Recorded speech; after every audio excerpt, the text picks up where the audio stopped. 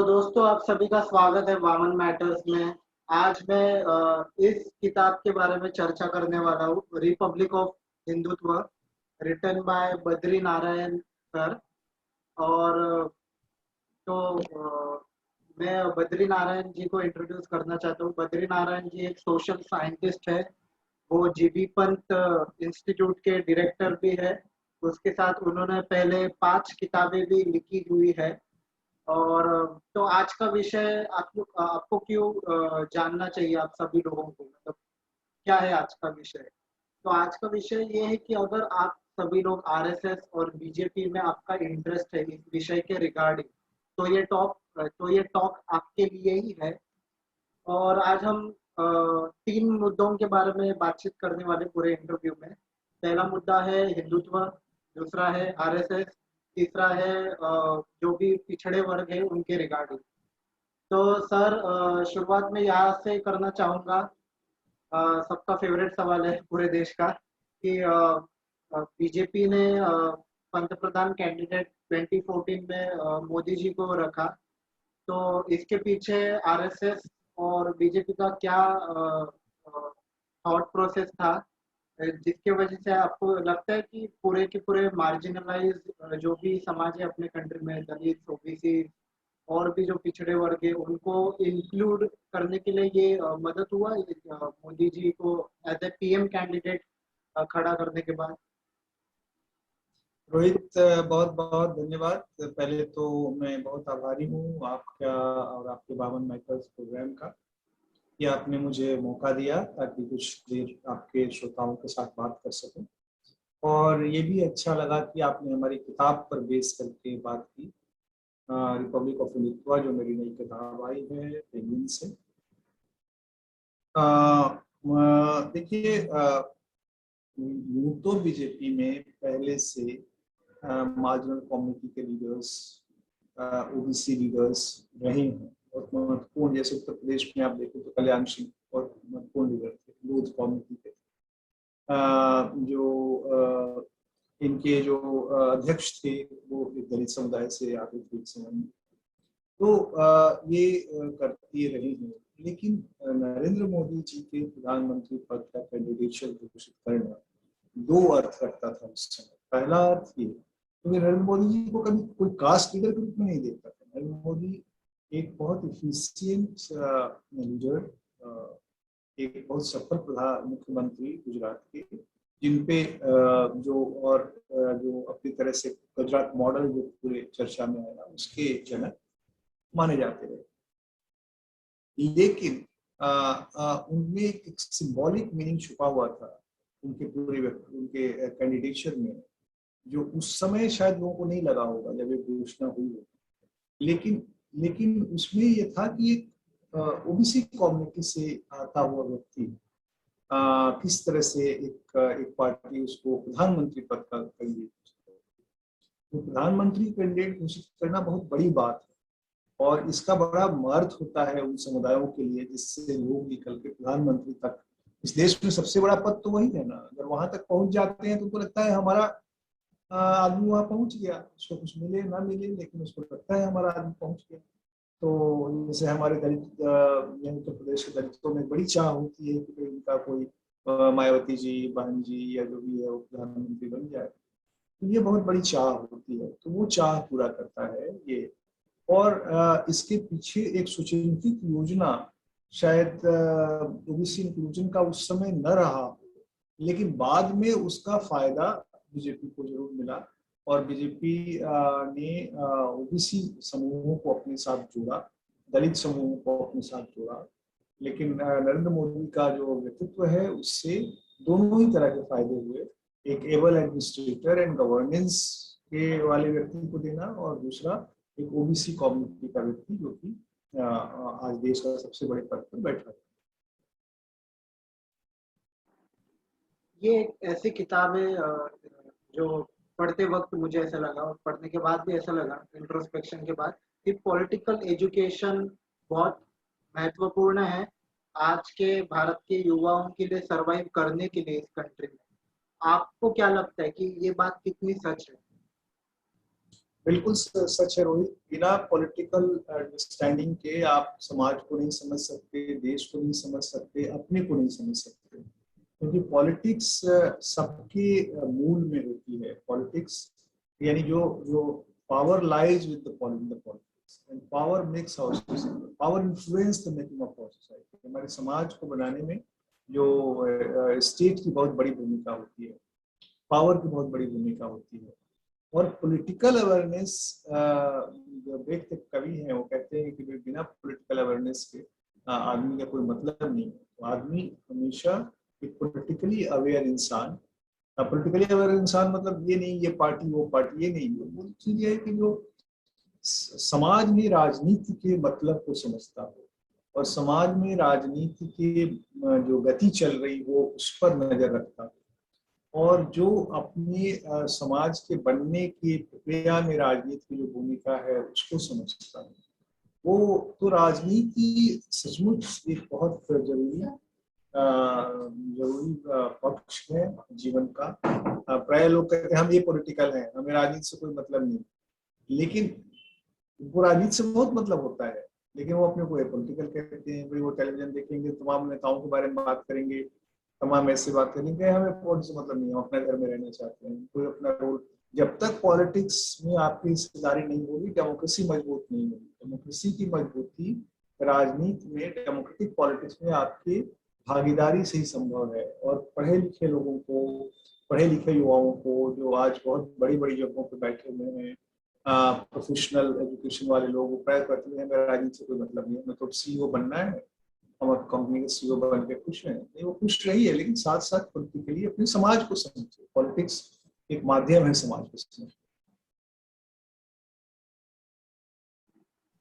आप एक social scientist थी, तो आपके मुताबिक एज एन एकेडमिक आपको हिंदुत्व क्या लगता है, और क्या हिंदुइज्म एक रास्ता है हिंदुत्व के पास जाने का? इसमें कितनी सच्चाई है? ठीक है, हिंदुत्व के कई अर्थ हैं। एक अर्थ जो हमारे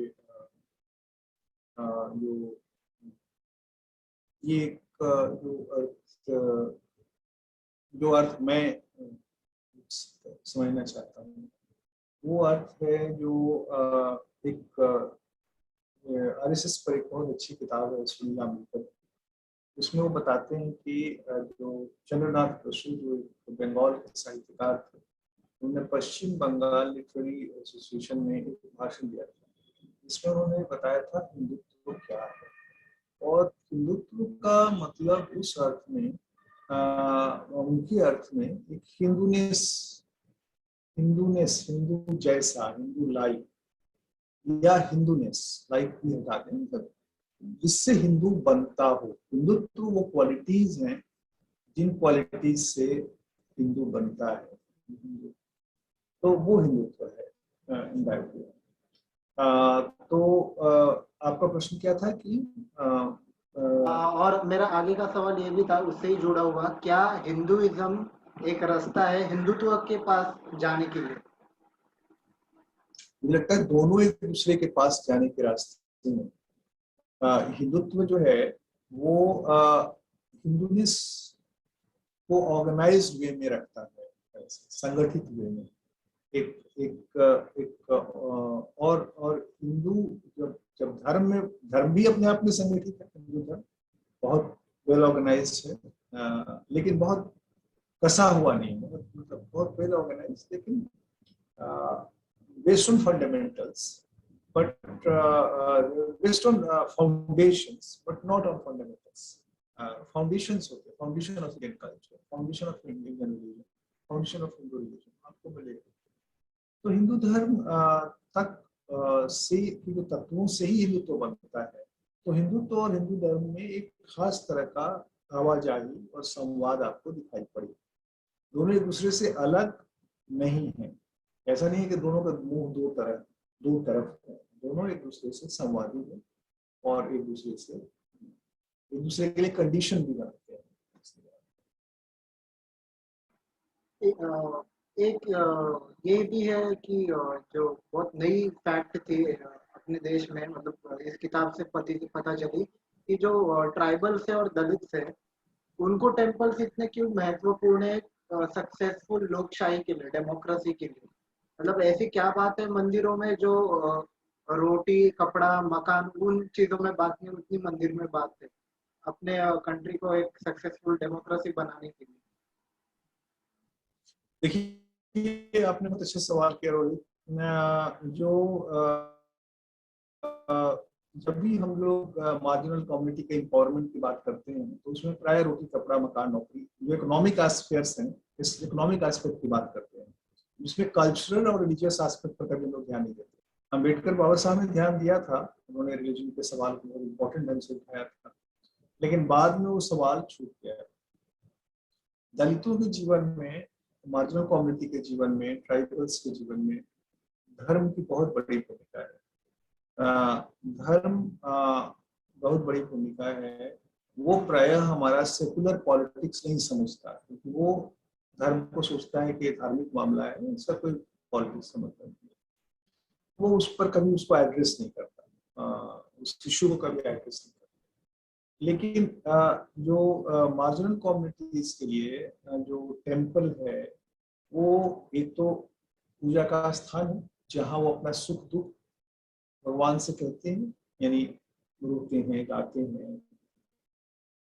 आप पंडित का देख लीजिए, आप रविदास मंदिर देख लीजिए बनारस में, जहाँ लाखों की तादाद में जो दलित बहुजन जो जनता है वो लाइन में खड़ी होकर के, और मैंने देखा है वहाँ औरतें रोती रहती हैं और उनके रविदास के टेम्पल पर, वो स्टेचू पर सोना फेंकती रहती हैं। यानी दलित महिलाएं, ऐसा नहीं है कि, तो वो एक तरफ सोना भी फेंकती रहती है, रोती भी रहती हैं, क्योंकि वो उनके, इसको भी मार्क्स कहते हैं, कार्ल मार्क्स के बारे में प्राय लोग, हमारे जो मार्क्सवादी मित्र, उनका धर्म जनता की अफीम है, आधी लाइन लेकर के और धर्म की आलोचना करते रहते हैं। मार्क्स ने भी कहा है कि धर्म आर्त हृदय, ऑपरेस्ट हृदय का, दमित हृदय की आर्तनाद है। यानी धर्म उसकी आर्त पुकार भी है, कारुणिक पुकार भी है।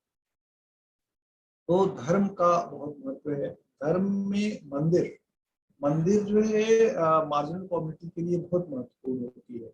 मंदिर जैसे जो उनके छोटे छोटे डिटीज हैं, लोकल डिटीज हैं, अपने क्लाइम गॉड्स हैं, वो अपने साथ वो जाते, यानी लिए जाते हैं। जैसे मान लीजिए ट्राइबल एरिया से कोई कम्युनिटी आकर के प्लेन में बसती है, वो अपने साथ, वो गांव परिवार, 4 परिवार आके बसता है तो गांव जैसा हो जाता है। फिर वो गांव हो जाता है तो उनके साथ, उनके वो जब आते हैं तो वो आते हैं तो उनके साथ उनका डीटी भी आता है, वो डीटी को भी ले आते हैं और ले आकर उनको पीपल के पेड़ के नीचे रख देते हैं। उस पर कुछ धगी वगी बांधी होती है, वही पूजा करते हैं, और उनके मन में होता है कि बड़ी चाह होती है कि एक मंदिर बन जाए। क्यों? क्योंकि मंदिर में एक तो उनको डिग्निटी मिलेगी, उनके देवता को डिग्निटी मिलने के कारण का मतलब उनको डिग्निटी मिलेगी। देवता एक रिप्रेजेंटेशन है उनके आइडेंटिटी का। दूसरा, वहां पर बैठ करके वो अपनी, वो एक पब्लिक स्पेस है, पब्लिक स्फीयर में उनकी एक हिस्सेदारी हो जाती है, एक पब्लिक कम्युनिटी हॉल जैसा हो जाता है। वो अपना बैठते हैं, सुख दुख शेयर करते हैं, शादी ब्याह की बात करते हैं, रोटी वहीं पर अपना भजन भी करते हैं, पूजा भी करते हैं। तो वो एक तरह का कम्युनिटी स्पेस हो जाता है।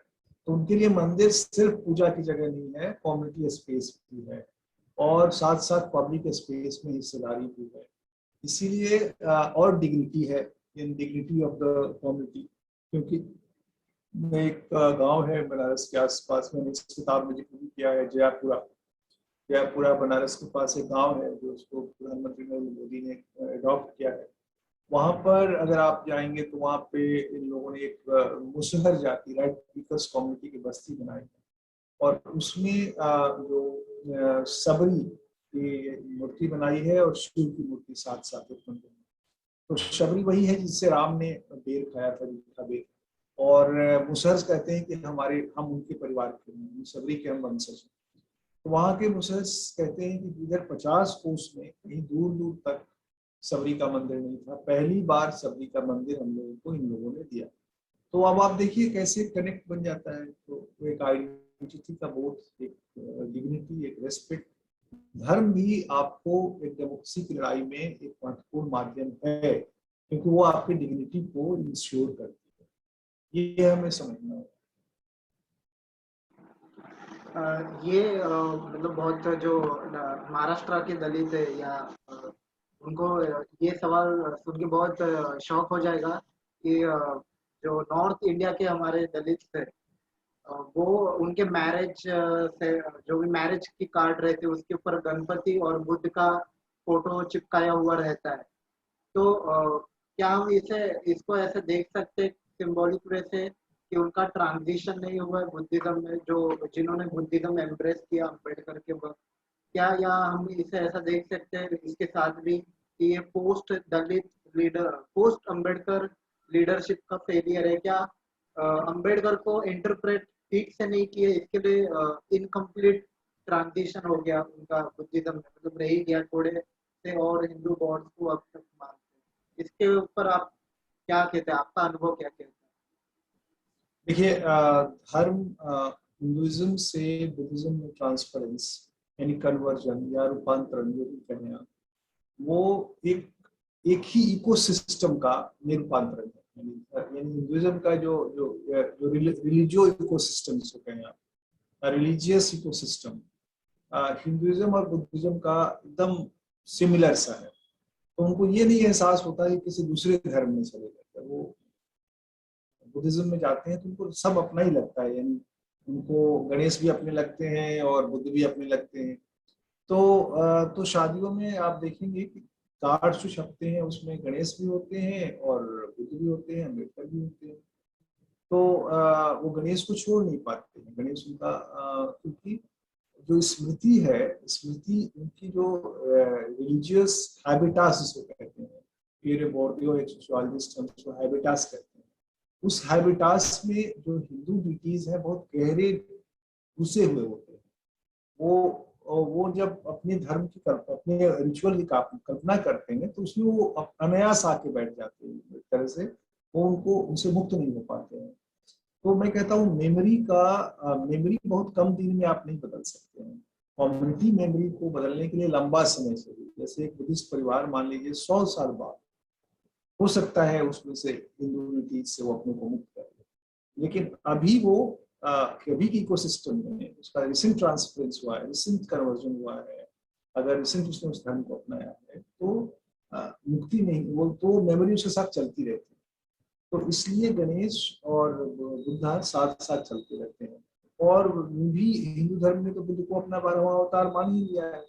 तो हिंदू धर्म भी अपने आप में उनको अपने भीतर इम्प्रेस करते रहता है और वो भी उससे मुक्ति नहीं हो पाते, क्योंकि आपस के लोगों के आसपास के संबंध होते हैं। जैसे मान लीजिए एक ही बस्ती में दलित एक परिवार, 2 परिवार बुद्धिस्ट है और 40 परिवार रविदासी है या कबीरपंथी है, तो वो उनके भीतर एक संवाद चलता रहता है जो एवरीडे लाइफ में दोनों एक दूसरे के रिलीजियस स्पेयर्स में शामिल होते हैं, रिलीजियस फंक्शन में शामिल होते हैं।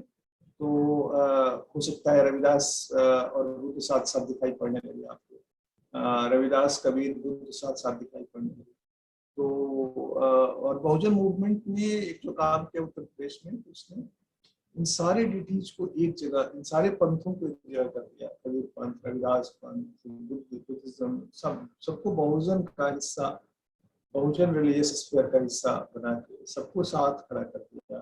तो उसके कारण भी आवाजाही चलती रही। तो ये दोनों एक दूसरे के वर्सेस नहीं है, बनाम नहीं है, एक दूसरे में बड़ा अंतर संबंध है।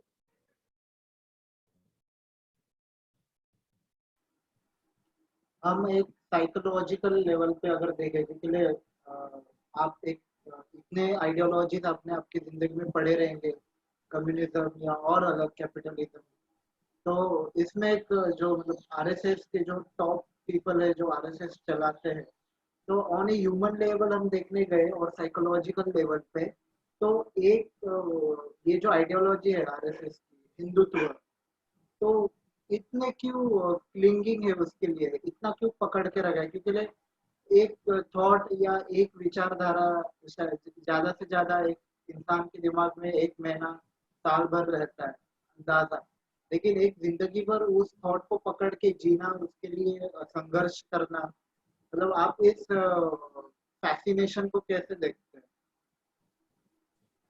देखिए, ये संघ जो है एक मिशनरी ऑर्गेनाइजेशन की तरह है, एक तरह से अगर आप देखें तो।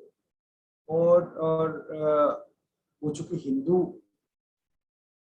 हिंदुत्व से जुड़ा हुआ संगठन है, हिंदू उसकी मूल आत्मा है, तो एक तरह का कहते हैं ना, हिंदू समाज में वो जिसको कहते हैं ये लोग की शक्कर में चीनी की तरह हम रहना चाहते हैं, यानी दूध में शक्कर की तरह हम रहना चाहते हैं। यानी समाज दूध है और उसमें हम एक छोटा शक्कर जो उसको मीठा बना देता है, तो वो अपनी अपनी जो प्रेजेंस है वो उसको समाज को सुंदर और बेहतर बनाने की दिशा में देखते हैं। ये उनका डेफिनेशन है। अच्छा, उनका जो कमिटमेंट है वो एक तरह से वो सब घर छोड़ करके प्रचारक हो जाते हैं। प्रचारकों का कोई परिवार नहीं होता, कोई वो नहीं होता, और वो इस समाज निर्माण की लड़ाई में अब वो अपनी तरह से जिस तरह से भी उसको डिफाइन करते हैं वो शामिल रहते हैं। और वो जो प्रेरणा है, मोटिवेशन है, वो आ, जो जो तो गोल यानी राष्ट्र निर्माण जैसे जो शब्द का इस्तेमाल करते हैं वो, या अखंड भारत जैसे शब्द का इस्तेमाल करते हैं, या हिंदुत्व का जैसे शब्द का, ये सारे शब्द प्रेरणा है उनके लिए। हमारे लिए विमर्श होंगे, हमारे डिस्कर्स हो सकते हैं, उनके लिए प्रेरणा है। वो उसको जीते हैं, उन भावों को वो जीते हैं अपने भीतर। खास करके प्रचारक, मैं फ्रिंज एलिमेंट की बात नहीं कर रहा हूँ, फ्रिंज एलिमेंट जो प्रचारक हैं वो अपने जीवन में उनको जीते हैं और उनके लिए बहुत डेडिकेटेड भी रहते हैं। इसलिए आप देखते होंगे कि वो जिस तरह से 24x7 सालों भर काम करते रहते हैं, जड़ा गर्मी बरसात धूप, कहीं भी आप देखेंगे कि वो पहुंचे रहते हैं, काम करते हैं। तो ये एक बड़ा मोटिवेशन तो होगा ही, ऐसे तो कोई काम नहीं करता। हम लोग ऐसे लोग तो हर चीज में फायदे देखते रहते हैं, ये मिले तो करे, वो मिले तो करे। ऐसा मैंने देखा है, मुझे ऐसा कई प्रचारकों के साथ बात करके देखा है, काफी डेडिकेशन है उनका अपने मिशन के प्रति, अपने जो लक्ष्य है उसके। एक बहुत बड़ा पैराडॉक्स या कॉन्ट्राडिक्शन हम कह सकते हैं जो देखा कि डॉक्टर अंबेडकर उनकी पूरी जिंदगी हिंदू धर्म के खिलाफ थे, मतलब। और अभी हम ऐसा देखते हैं कि दलित आरएसएस में जा रहे हैं, और सैफ्रोनाइजेशन का जो एक लोग है, जो जो आरएसएस के लोग हैं या जो सैफ्रोनाइजेशन में मानते हैं, वो भी अंबेडकर को उनका समझते हैं अभी। तो इसके बारे में आपका क्या विचार है, ये इस कॉन्ट्राडिक्शन के बारे में? देखिए, अम्बेडकर ने एक समय में हिंदुइज्म की आलोचना की, क्योंकि वो एक डिग्निटी की लड़ाई लड़ रहे थे। उनको लग रहा था कि हिंदुइज्म में वो डिग्निटी नहीं मिल रही है क्योंकि कास्ट डोमिनेंट है। लेकिन जब आप थ्योरेटिकली कास्ट को डिनाई कर देंगे, वे कास्ट हैज नो मीनिंग, तो द नोशन ऑफ हिंदुत्व में एक हिंदू समाज का नोशन है जिसमें जाति का महत्व नहीं है। उनमें जैसे बहुत सारे प्रचारक मैंने देखा है दलित जातियों के हैं, लोग आते हैं उनका पांव छूते हैं, तो ये वो एक जाति मुक्त जो हिंदू समाज की, तो जब जाति जो अम्बेडकर की आलोचना का मूल था जाति, वही जब ये उसको नहीं मान, तो फिर उनको अम्बेडकर के मूल्यों से जुड़ने में कोई दिक्कत नहीं है। तो वो अम्बेडकर को अपना बनाते हैं और अम्बेडकर को अपने साथ जोड़ते हैं और उनके साथ जोड़ने की कोशिश करते हैं। अब सवाल है कि दलित क्यों जा रहा है। देखिए, दलित एक ही साथ अम्बेडकर वादी भी है, अम्बेडकर का फॉलोअर भी है, दूसरी तरफ वो हिंदू भी है, या वो कबीरपंथी भी है, या वो रविदासी भी है। तो रविदासी है तो उसमें आप हिंदू समझ सकते हैं, रविदासी पंथ जिस तरह से भक्ति आंदोलन से आया, राम का बड़ा उसमें प्रेवलेंट रोल है। एक रामानुजन जो संप्रदाय है उससे निकल के आते हैं वो रविदास। तो वो अपने को भले ही हिंदू ग्रुप में बहुत ज्यादा असर्ट न करे, लेकिन उसके मन में एक हिंदूनेस होता है। तो वो जब संघ उसके पास हिंदुत्व को के एक संगठन के रूप में पहुंचता है, हिंदुत्व की विचारधारा से प्रभावित संगठन के रूप में, तो वो उसको उसमें उनको जोड़ने में शायद बहुत दिक्कत नहीं होती है, कोई कन्फ्लिक्ट नहीं होता है। यानी बुद्धिज्म, क्योंकि आपको पता है नॉर्थ इंडिया में बुद्धिज्म उतना प्रिवेलेंट नहीं है, महाराष्ट्र में है, बट इधर वहाँ उतना जो न्यू बुद्धिस्ट कन्वर्जन उतने नहीं हुए हैं। और ज्यादातर जो दलित हैं वो कभी या कबीरपंथी हैं, रविदासी हैं या शिव नारायणी हैं, सभी भक्ति पंथों से जुड़े हुए हैं। तो उनमें शायद ये कॉन्फ्लिक्ट ज्यादा नहीं है, लेकिन हो सकता है महाराष्ट्र में कॉन्फ्लिक्ट हो। लेकिन संघ ने तो बुद्ध को भी अपने साथ जोड़ने की कोशिश के लिए तमाम कैंपेन्स किए हैं, तमाम कार्यक्रम चलाए हैं। तो बुद्ध को भी अपना के साथ जोड़ना चाहते हैं। वैसे हिंदू धर्म ने तो बुद्ध को 12वां अवतार बनाया ही कि भाई हमारे 12वां अवतार थे, विष्णु के 12वां अवतार, विष्णु के 12वें इंकारनेशन बुद्ध को माना गया है। तो वो तो एक सिर्फ है ही।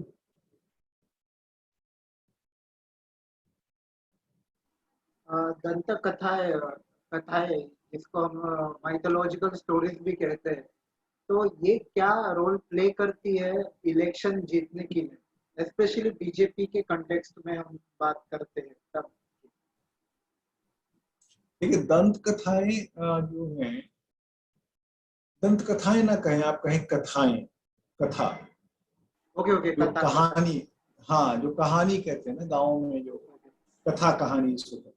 कथा कहानी, भारतीय समाज कथा कहानी को बहुत मानता है।